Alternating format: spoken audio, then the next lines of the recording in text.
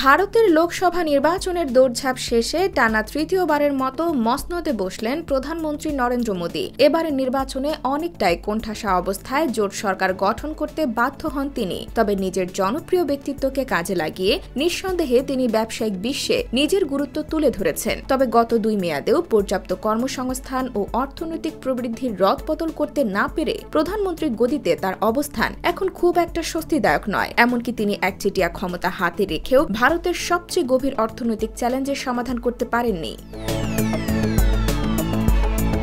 বর্তমান মেয়াদে তিনি একজন দুর্বল নেতা, যাকে শরিকদের স্বার্থের ভারসাম্য বজায় রাখতে হবে। ফলে জীবনযাত্রার মান উন্নত করার কোনো সুস্পষ্ট উপায় তার সামনে নেই। এদিকে মোদী প্রশাসনের সাবেক প্রধান অর্থনৈতিক উপদেষ্টা অরবিন্দ সুব্রামানিয়ান, যিনি এখন ওয়াশিংটনের পিটারসন ইনস্টিটিউট ফর ইন্টারন্যাশনাল ইকোনমিক্সের সিনিয়র ফেলো, তিনি বলেছেন গত 4-5 বছরে কর্মসংস্থানের গতি দুর্বল হয়েছে। এমনকি ভারতের কেন্দ্রীয় অর্থনৈতিক চ্যালেঞ্জ মোকাবেলায় সরকারের সামনে সমাধানের বড় কোনো সুযোগ নেই বলেও মন্তব্য করেন তিনি।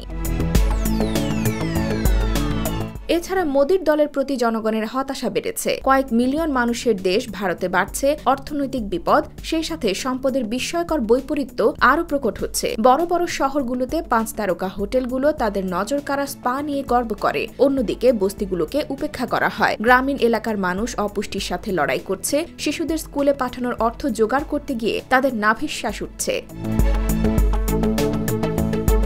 এছাড়া মুম্বাইয়ের একটি স্বাধীন গবেষণা প্রতিষ্ঠান centre for monitoring Indian economy অনুসারে, যদিও ভারতের কর্মজীবী জনসংখ্যার সংখ্যা প্রায় 100 কোটি, এর মধ্যে ভারতে মাত্র 43 কোটি চাকরি রয়েছে। যাদের কর্মরত হিসেবে গণনা করা হয় তাদের বেশিরভাগই দিনমজুর এবং খামারের শ্রমিক। নির্ভরযোগ্য মজুরি এবং সরকারি কর্মক্ষেত্রে সুরক্ষার অভাব হিসেবে তাদের জীবন অনিশ্চিত পরিস্থিতিতে আটকে আছে।